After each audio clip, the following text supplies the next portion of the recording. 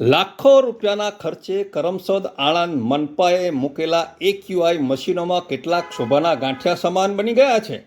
શું આ મશીનો મૂક્યા બાદ મનપાના અધિકારીઓએ આ મશીનોનું નિરીક્ષણ કે ક્યારેય અચાનક તપાસ કે પોતાના વહીવટદારો દ્વારા ચકાસણી કરાવી નહોતી?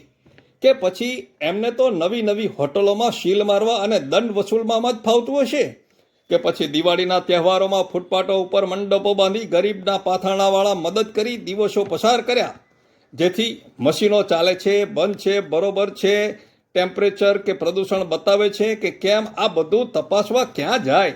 વાત બિલકુલ સ્પષ્ટ છે. આજે નુકસાન સરકારને, આવતીકાલે પક્ષને. આટલા વરસાદી વાતાવરણમાં પણ ટેમ્પરેચર 45 બતાવે છે અને દિવાળીના તહેવારોમાં આટલા ફટાકડાના ધુમાડાની વચ્ચે પણ કરમસદ આણંદ મહાનગરપાલિકા દ્વારા ખરીદાયેલ કેટલાક મશીનો એક્યુઆઈ જર્મની જેવા એટલે કે 48 બતાવી મશ્કરી સમાન આંકડા દર્શાવે છે.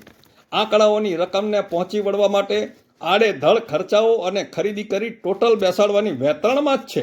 તમામ પ્રયત્નો કરી છૂટશે અને સરકારને ટોટલ મારીને આપી પોતાના ખિસ્સાઓમાં શું આવશે તે જ યુક્તિ પ્રવૃત્તિ કરે છે. નાગરિકોને આવા મશીનોની નહીં, ભ્રષ્ટાચારથી મુક્ત શાસનની જરૂર છે, શાસનની. જુઓ આ ગોયા તળાવ પાસે મૂકેલ એક્યુઆઈ મશીન 25/10/9/22નો ફોટો, જેમાં એક્યુઆઈ 48 બતાવે છે. 48 એટલે શું એ ખબર છે આ લોકોને? નથી ખબર, પણ ચાલે જાય છે.